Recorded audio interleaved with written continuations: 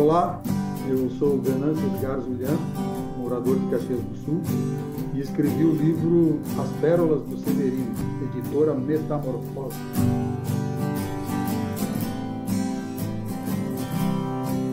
Quando a gente escreve, a gente não tem muito compromisso com nada, né? Como eu fazia antes. A gente escreve para fazer bem para a gente. Mas quando você começa a aprender a escrever, você vê que tem umas técnicas que são fundamentais e tal. E fazendo um curso, um ou dois que eu fiz com vocês aí, a gente aprende conto, aprende romance, narrativa longa, que eu não tenho o menor jeito. Até que um dia caiu na crônica. E me achei, cara, no texto curto, assim, achei bem legal fazer aquela história curta, né? Sou fãzaço do Luiz Fernando Veríssimo, Clarice, os cronistas, assim, sou fã mesmo, gosto muito. E eu sou um contador de histórias, eu gosto muito de conversar. Então, lá na cidade onde eu moro, onde eu me criei, faz divisa aqui com Caxias, que é São Marcos, todo mundo conhece as histórias que a gente contava e conversava, e principalmente as histórias do meu pai. Severino é meu pai. O meu pai é daquelas pessoas assim folclóricas. Ele tem umas tiradas, né, umas pérolas, como diz o livro. E principalmente na questão assim de ele querer falar bonito. Se ele ouve uma palavra que ele acha bonita, ele vai usar. Não importa o contexto, ele vai usar. Então saem umas coisas bem bizarras assim. E o pessoal, eu contava e o pessoal dizia, cara, tu tem que escrever um livro um dia desse. Mas isso é coisa de muito tempo. Aí, quando eu fiz o curso com vocês aí, com o Rubem, com a Ana Mello, cara, eu me achei na crônica, participei de uns concursos, fiz crônicas de artigos de economia e finanças para jornal e tive um retorno satisfatório. Aí eu disse, olha, se um dia eu escrever um livro, vai ser de crônicas. Aí, em 2020, eu me inscrevi no Oficina de Escrita Criativa sua ali, que prevê a possibilidade de fazer um livro no final do curso. Se eu tiver vontade, se der no jeito, vou fazer um livro de crônicas. Aí não deu para a gente fazer presencial, né? A gente fez, acho que foi a primeira turma grande que a gente fez virtual. E graças ao trabalho e do apoio da Metamorfose também eu consegui fazer meu livro. Por exemplo, um dia nasceu a minha sobrinha e ele estava embalando ela e ela chorava e parava, não parava de chorar. E a mãe dela, que é a minha irmã, pediu, pai, o que ela tem? Eu não sei, ele disse, eu acho que ela está cheia de hipóteses. Então, a gente se matava de rir. Eu contava isso para o pessoal, ou coisa assim. Um dia convidaram ele para ir num lugar, jogar baralho, jogar bocha, não sei. E ele disse que lá ele não ia, porque o pessoal que morava lá era muito cheio de siglas. E o cara, assim, mas cheio de siglas, né? Ele ouviu isso e falou. E eu comentava isso com o pessoal na rua, o pessoal dizia, não, cara, tu só pode estar inventando. Não é possível que alguém fale assim. E então são as histórias dele, né? É tudo nesse. Mas não tem só isso no livro, né, Marcelo? Isso é o fio condutor, né? Mas aí a gente tem crônica de finanças, tem crônicas mais densas um pouco, mas nada polêmico. Eu procurei não fazer nada que envolva religião, política principalmente, futebol, essas coisas assim. É uma coisa bem mais light. História que eu mais tinha de histórias era do meu pai.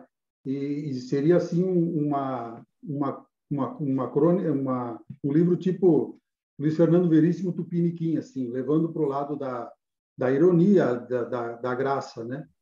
Mas quando você aprende a fazer crônica, no curso principalmente, você vê que tem vários tipos de crônica.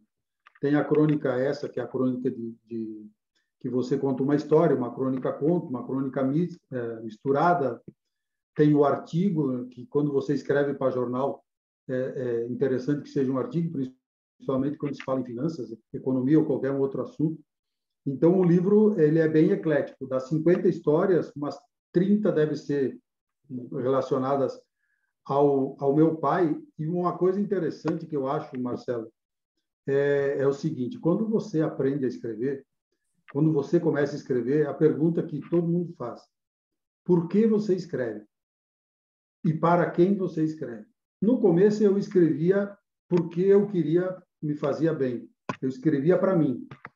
Quando eu resolvi que eu ia publicar um livro, eu já não escrevo para mim, eu escrevo para ser lido.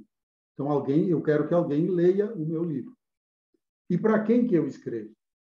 Eu acho que essa é a coisa mais importante se alguém quiser fazer um livro. Vou dar um exemplo. Eu vou fazer um livro de poesia. Quem é o público? Quem é que vai ler esse meu livro?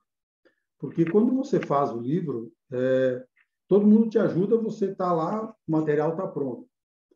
E agora, cara? Agora eu vou ter que vender isso. Quem é que vai comprar?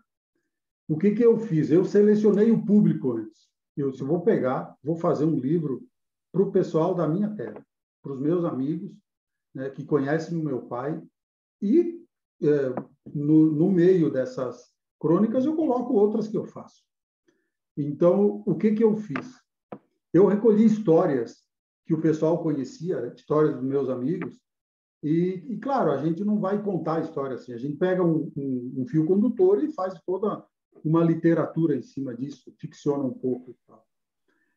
E eu cheguei para os meus amigos e dizia, cara, eu vou fazer um livro. Você lembra daquela história tal e tal, engraçada, que você participou? Sim, lembro. Eu estou pensando em colocar no livro, fazer uma passagem e tal. Você me autoriza a colocar seu nome? Até porque foi uma sugestão sua, né, Marcelo? Pedir autorização para colocar o nome das pessoas, né? Não, claro, e a reação deles foi muito positiva.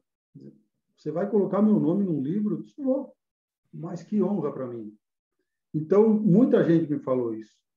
E aconteceu que quando eu lancei o livro, eu esperei bastante, tá? Eu tinha o livro pronto em novembro do ano passado, dezembro, eu acho que nós aprontamos o livro, e eu só fui lançar em maio, estrategicamente na feira do livro da minha cidade. Tá? E fiz toda uma propaganda antes, e os 200 livros que a gente fez, vendemos tudo. Na feira do livro já não tinha mais. Um texto curto, você pode ler um pouquinho hoje, um pouquinho amanhã. Hoje é difícil você concorrer com o celular, né? Tirar a pessoa do celular para ler um livro é muito difícil. Eu acho que isso ajudou, o texto. O fato de ser vinculado com as pessoas da minha cidade. Penso que isso, o principal público é o pessoal de lá, embora tenha de outras cidades também, né? Vou dar um exemplo para vocês de uma coisa interessante que aconteceu aqui na porta da minha casa.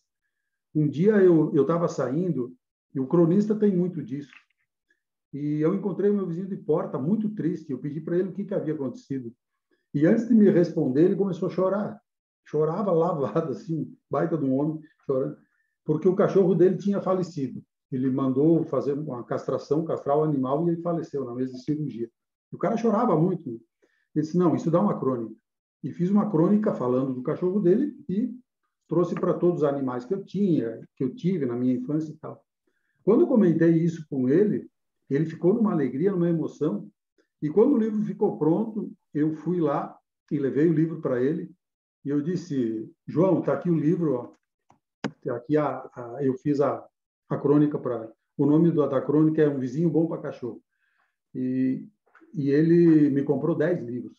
Depois que agora eu vou comprar 10 livros teus e vou distribuir para os amigos dele.